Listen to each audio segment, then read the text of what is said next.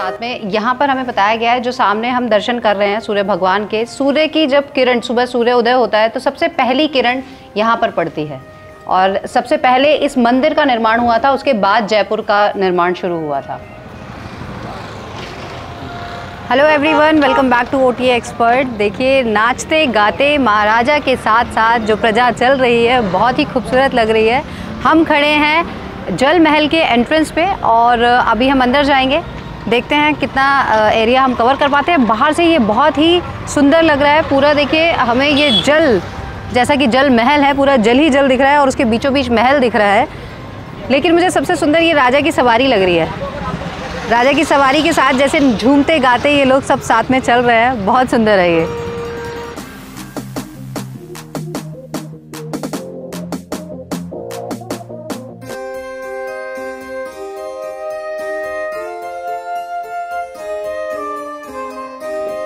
जल महल के अंदर इस तरह से बोट में घूमना अपने आप में एक ड्रीम से कम नहीं है और मुझे बहुत अच्छा लग रहा है कि इनफैक्ट वेदर भी एकदम से चेंज हो गया है। ऐसे लग रहा है जैसे हमारा स्वागत किया जा रहा है बिल्कुल।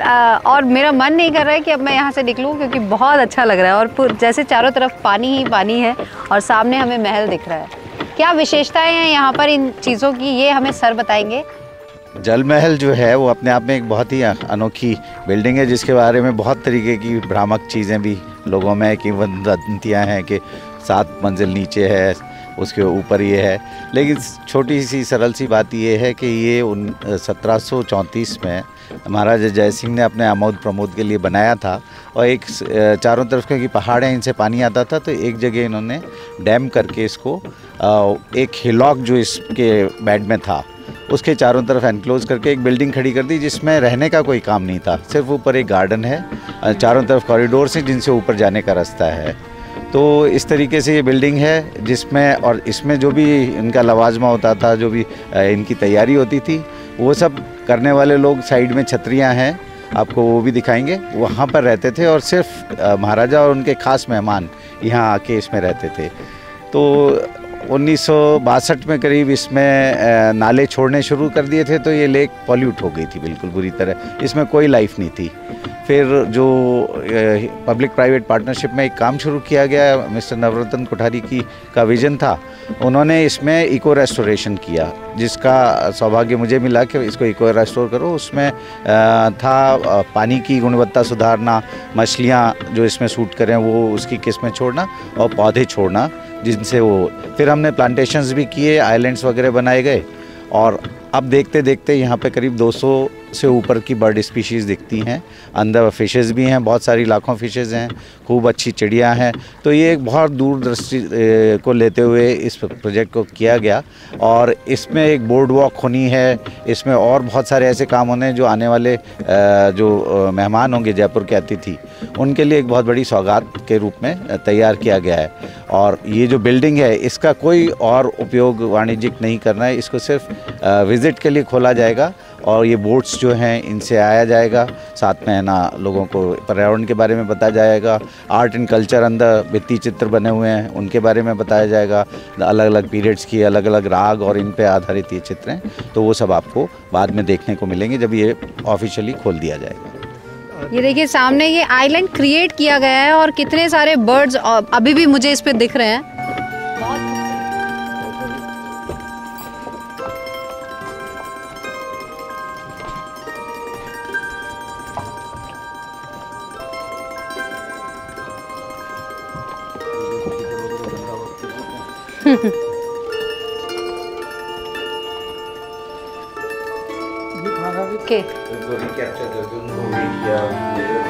तो ये जल महल का पूरा इस तरह से जो स्ट्रक्चर बना हुआ है वो यहाँ पिक्चर में हमें दिख रहा है। और यहाँ इस तरह से महाराजा महारानी बैठी हुई हैं, तो ये इस तरह से बनाया हुआ है।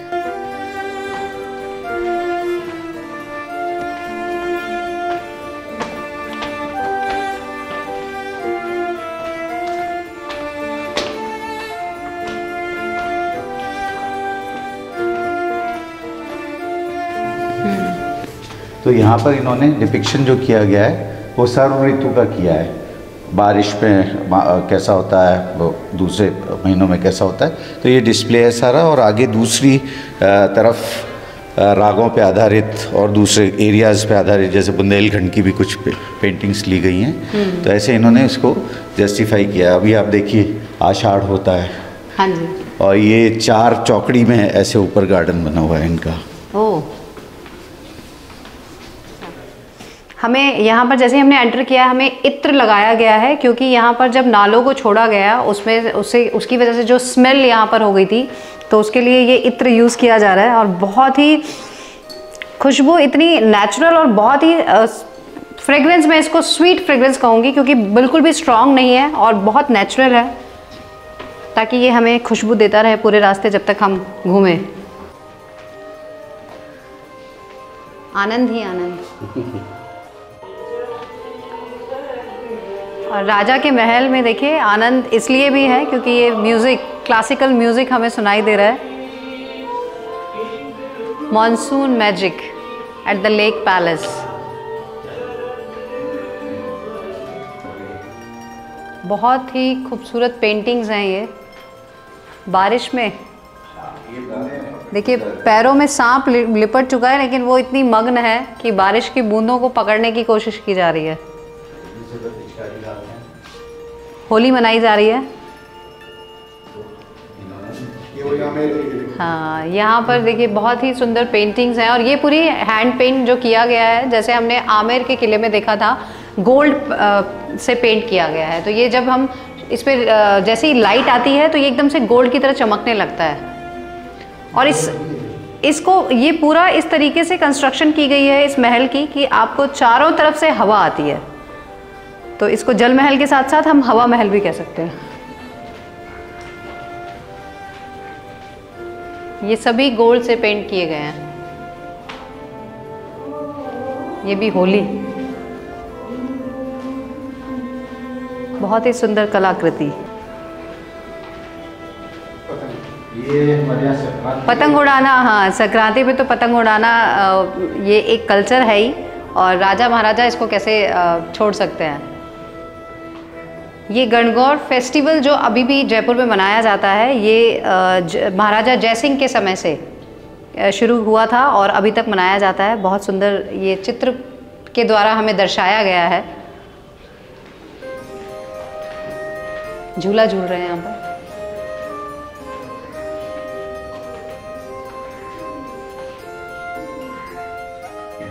और देखिए ये कितना प्यारा इन्होंने ये जो कांच से वर्क किया गया है, स्पेशली इसको चिपकाया गया है अलग अलग इस तरीके से कि जैसे ही हम लाइट नीचे से यहाँ पर रिफ्लेक्ट हो रही है, हमें ऐसा लग रहा है कि वहाँ पे तारे दिख रहे हैं हमें। अच्छा, ये गिल्डिंग वर्क कहते हैं इसको। ये अलग अलग बागों का। तो इस तरह के बाग हैं यहाँ पे अभी भी? नहीं, ये ऊपर जो था पहले, हाँ जी, उसको ऐसे दिमाग में रखते हुए किया गया कि अच्छा, पहले ऐसा बाग, ये जैसे कदली वन है, केले का सारा है ना, उधर वो दूसरे बाग है, फूल आ रहे हैं उसमें। तो ये सब इनके बारे में यहाँ इन्होंने लिखा है बनाना ट्री विद पैरेट। तो बनाना ग्रोव इन ब्लूम। हाँ, तो ये ग्रोव है पूरा, उसका जो उसमें फूल आ रहे हैं। ये picnic under the full moon यहाँ पर लिखा गया है कि आई थिंक ये रात के समय में यहाँ पर जैसे हम पिकनिक करते हैं उसी तरह से यहाँ पर फुल मून में पिकनिक की जाती थी। महाराजा सावंत सिंह ये बुंदेलखंड के हैं, और मुझे ऐसा लग रहा है इसको देखकर, पिक्चर को जिस तरह से हम देख रहे हैं, इनका जो हुक्का है ये भी गोल्ड का है, गले में पट्टा देखिए डॉगी के, ये भी गोल्ड का है, और इनकी जो ये तलवार ये भी गोल्ड की है। तो इन्हें गोल्ड से ज़्यादा प्यार था। ये सूर्य उदय की पेंटिंग हमें दिख रही है, ये स्टार्टिंग है यहाँ से। तो इस तरह से आप पूरा जिस तरह से हम घूम कर आए हैं, हमने देखा है क्या क्या चीज़ें हैं, फुल मून तक हमने देखा। हम बिल्कुल छत पर आ गए हैं इसके, और जिस तरह से अभी हमें पता चला है कि ये जो गार्डन हमें दिख रहा है, ये गार्डन बनाया गया है इसके नीचे पूरा, ये जहाँ से अभी हम घूम कर आए हैं वो एक रॉक थी जिसके चारों तरफ हम घूमे हैं, उसको कवर किया गया था, और इसी तरह से इसके ऊपर फिर छत डालकर तब ये गार्डन बनाया गया है। तो इसे इसीलिए एक हिल रॉक कहते हैं। हाँ, इसका ये है कि एक हिलॉक था, एक पहाड़ी थी जिसको चारों तरफ दीवार बना के जी और कॉरिडोर्स क्रिएट किए गए जहाँ से ऊपर आने के रास्ते हैं, और उस टॉप में इन्होंने मिट्टी भरकर तब ये उसको गार्डन गार्डन बनाया। गार्डन में फव्वारे वगैरह चलते हैं तो बहुत ही खूबसूरत होता है रात में जब लाइट जलती है। और गार्डन के चारों तरफ बैठने के लिए भी ये बनाए गए हुए हैं। बिल्कुल बिल्कुल, ये सारी छतरियाँ हैं। हाँ जी। तो यहाँ नज़ारा ही अलग होता है जब रात को। तो जब ये पब्लिक के लिए खोला जाएगा तो आप देखिए कि ये बहुत ही अनूठी सौगात होगी। हाँ जी। जो इसके प्रोजेक्ट को रन कर रहे हैं और सरकार दोनों का सम्मिलित प्रयास है कि लोगों को सौगात मिले।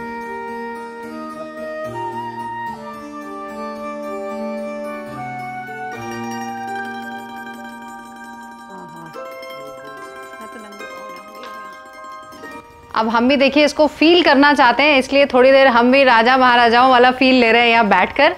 पूरा जहाँ हम बैठे हैं ये जो पेंटिंग हमें दिख रही है पूरा गोल्ड पेंटिंग है ये। और ऐसा मैंने सुना है कि लोगों में कुछ इस तरह के रूमर्स भी हैं कि यहाँ पर कुछ रूम्स अंडरग्राउंड कुछ रूम्स हैं, बट ऐसा कोई रूम यहाँ नहीं है। जल महल के अंदर बेसिकली इसको थोड़ा सा कट ऑफ एरिया में इस तरह से महाराजा ने बनाया कि वो यहाँ आकर पीसफुली अपने आप को रिलैक्स कर पाए। और इसी तरह से ये विद गार्डन और बर्ड्स, ये देखिए इतनी सारी मुझे आवाज़ें आ रही हैं अभी भी। संगीत की भी ज़रूरत नहीं है, यहाँ पर नेचुरल संगीत मिल रहा है। और जिस तरह से हवा और चारों तरफ जल ही जल दिख रहा है, ये अलग ही एक्सपीरियंस है।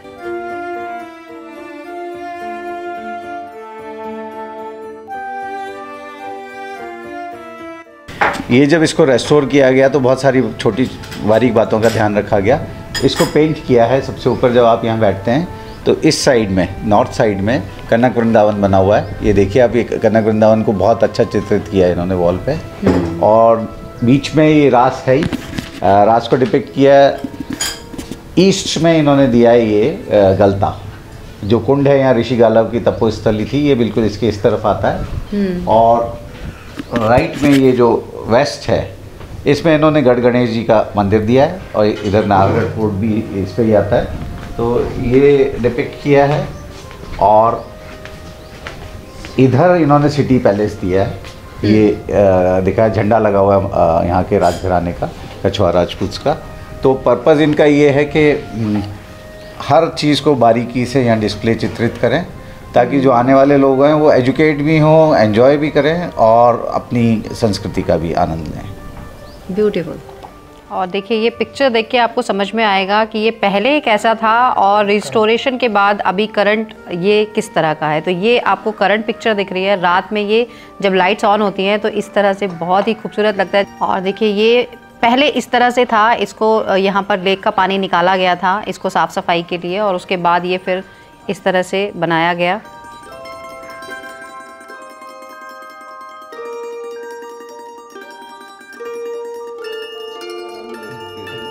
ये पूरा एनुअल रिपोर्ट है जो eco restoration management of lake Mansagar Jaipur, जो सर मिस्टर मनोज कुलश्रेष्ठा के द्वारा यहाँ पर ये पूरा रेस्टोरेशन का वर्क किया गया है। He was the project manager और बहुत ही अच्छे तरीके से सर आपने इसको रिस्टोर किया है। आई एम श्योर हमने जिस तरह से देखी है पिक्चर्स कि पहले कैसा था और उसके बाद रिस्टोरेशन के बाद ये किस तरह से दिख रहा है, हमें देखकर ही पता चल रहा है। अब हम यहाँ से आगे जाएंगे गलता के सूर्य टेम्पल में, वो भी क्योंकि यहाँ पर हमने अभी पेंटिंग देखी है तो पेंटिंग देख के हमें समझ में आया है कि बहुत ही सुंदर जगह है ये भी और ज़रूर देखनी चाहिए। तो आइए वहाँ पर चलते हैं। अब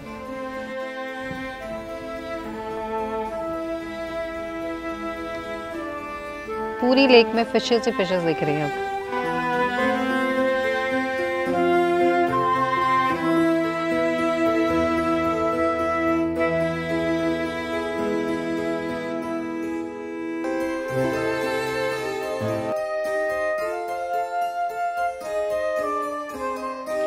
तो हम आ गए हैं सन टेम्पल, जिसे ये गलता रोड इसे कहा जाता है। और क्योंकि गलता घाटी और यहाँ पर कुंड है, अभी हम वो भी देखेंगे। अभी पहले हम चलते हैं सूर्य टेम्पल। ये लगभग नीचे मेन रोड से लगभग 3 किलोमीटर हम ऊपर आए हैं, गाड़ी यहाँ तक आ जाती है। महाराजा नरसिंह देव ने इसको मंदिर को बनाया और बहुत ही खूबसूरत ये सूर्य मंदिर बना हुआ है। इनफैक्ट यहाँ पर जितने भी हमने फोर्ट देखे, मंदिर देखे, बनाए वो बड़े सुंदर तरीके से गए हैं।